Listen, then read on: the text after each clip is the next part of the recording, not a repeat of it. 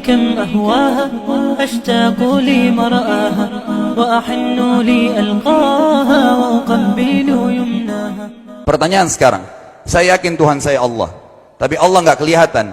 Ada alasan tak kenapa Allah nggak kelihatan? Ada alasannya. Anda tanamkan baik-baik, ini masalah akidah yang paling penting. Kata Nabi, atau disebutkan dalam banyak riwayat, bahwasanya nabi-nabi pun belum pernah ada nabi yang lihat Allah, termasuk Nabi Muhammad SAW. Kita ambil dalilnya dalam hadis Bukhari. Waktu Nabi SAW pulang dari Isra Mi'raj, jemaah sekalian, Aisyah bertanya radhiyallahu anha, berkata, istri beliau, ya Rasulullah, hal tara rabbak? Apakah anda waktu Mi'raj ke langit, terima perintah salat, sempat lihat Tuhan anda enggak? Lihat enggak Allah itu bagaimana? Apa jawaban Nabi SAW? Nurun ala nur anna arah.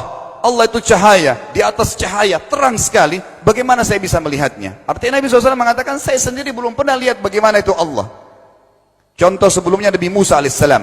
Nabi Musa waktu menerima wahyu Taurat, itu selama 40 hari, turun Taurat lengkap. Al-Quran 23 tahun baru lengkap. Kalau Taurat 40 hari, nunggu di gunung Tursina. Tursina sebuah wilayah di Mesir sekarang. Itu banyak gunung-gunung batu, ada satu gunung batu yang tinggi, Nabi Musa nunggu di situ. Setiap hari Jibril datang turunin surah, turunin ayat gitu.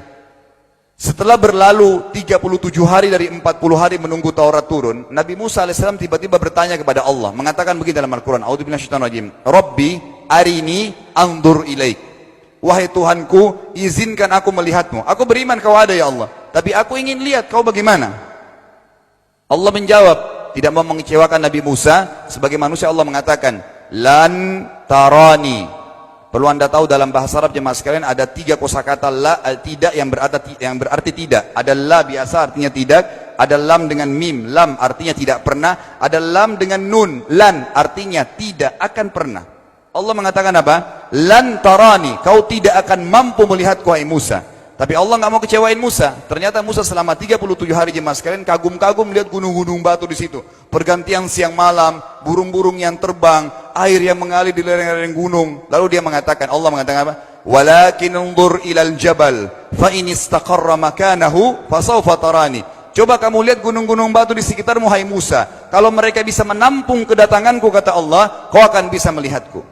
Apa yang terjadi? Allah lanjutkan, falamma tajalla rabbuhu lil jabal, waktu Allah baru niat mau datang, belum datang, ja'alahu dakka, semua gunung batu itu hancur lebur, tidak mampu menampung kedatangan Allah. Wa kharra Musa sa'iqa, lalu Musa pingsan tiba-tiba. Waktu Nabi Musa bangun, langsung ucapkan kalimat, amantu billah, saya beriman pada Allah.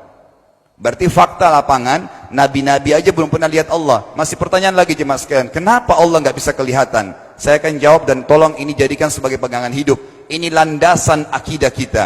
Kata para ulama, karena anda kalau sholat, anda mengucapkan satu kalimat yang merupakan jawabannya. Allahu Akbar. Allah Maha Besar. Akbar adalah siga mubalaghah dalam Islam. Sesuatu yang melampaui batas. Maha Besar. Kita terangkan. Kata Nabi SAW, perumpamaan bumi yang kalian tinggali ini dibanding dengan langit pertama di atas kepala kalian, ada 7 lapis langit. Allah mengatakan, sab'an shidada, 7 lapis langit yang kokoh. Alladzi khalaqa sab'a samawatin tibaqa, yang menciptakan langit tibaqa bersusun, 1, 2, 3, 4, 5, 6, 7. Allah di atas langit ke-7. Kata Nabi SAW, perumpamaan bumi yang kalian tinggalin dibanding dengan langit pertama di atas kepala kalian, ibaratnya seperti cincin yang dibuang di padang pasir. Jadi kita tidak akan pernah bisa melihat ujungnya langit karena kita sangat kecil, dan ini terbukti secara fakta. Apakah anda sudah tahu bahwasanya miliaran bintang-bintang yang ada di atas kepala anda yang jaraknya sekian miliar tahun dari bumi dan sekian miliar tahun lebih besar daripada bumi, sekian miliar kali lebih besar daripada bumi, itu semua berada di bawah langit pertama. Manusia tidak akan pernah bisa memegang langit ini dengan telapak tangannya, karena dari sini saja ke Pluto jaraknya 270 tahun. Nggak bakal bisa ada astronot dikirim kena mati di tengah jalan. Jaraknya jauh sekali bintang-bintang, dan semua berada di bawah langit pertama. Kata Nabi SAW, di atasnya ada langit kedua besarnya, digabung antara bumi sama langit pertama seperti cincin dibuang di padang pasir.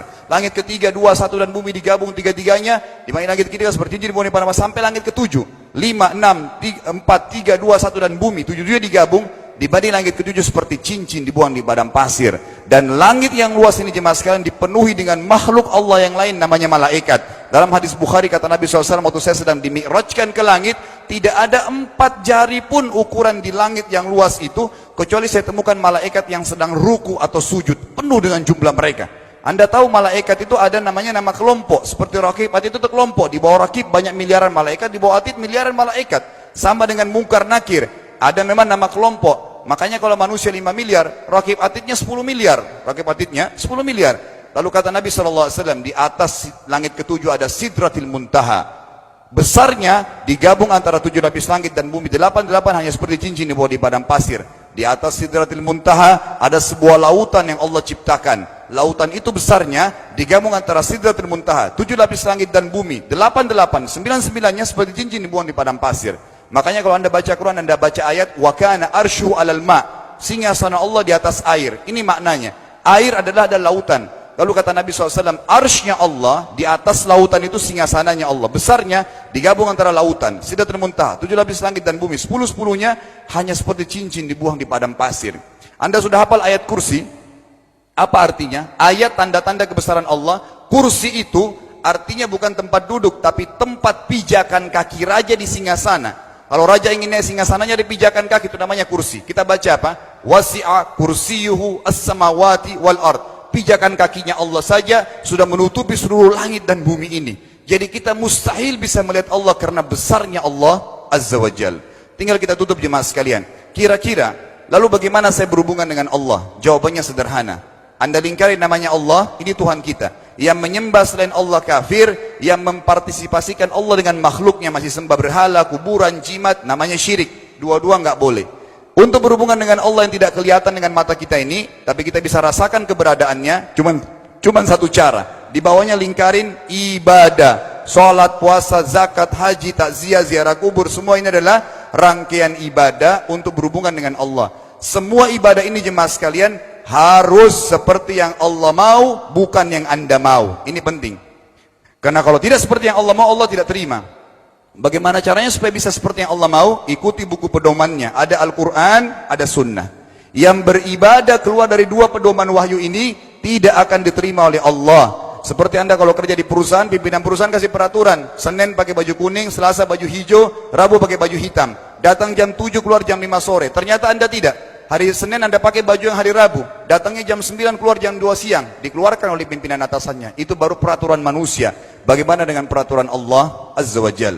Maka kita simpulkan semua jemaah sekalian adalah, yakinlah Tuhan Anda Allah ada, satu-satunya Tuhan. Kalau Anda sedang sakit, yang ciptakan Anda Allah, yang ciptakan penyakit Allah, yang menciptakan kesembuhannya Allah. Kalau kita sedang musibah sama, kalau kita sudah senang juga sama. Semoga Allah SWT menjadikan kita orang-orang yang senantiasa beriman padanya, dan juga selalu bertumbuh dalam keimanan tersebut serta mengikuti syariat. أمي كم أهواها أشتاق لمرآها وأحن لي ألقاها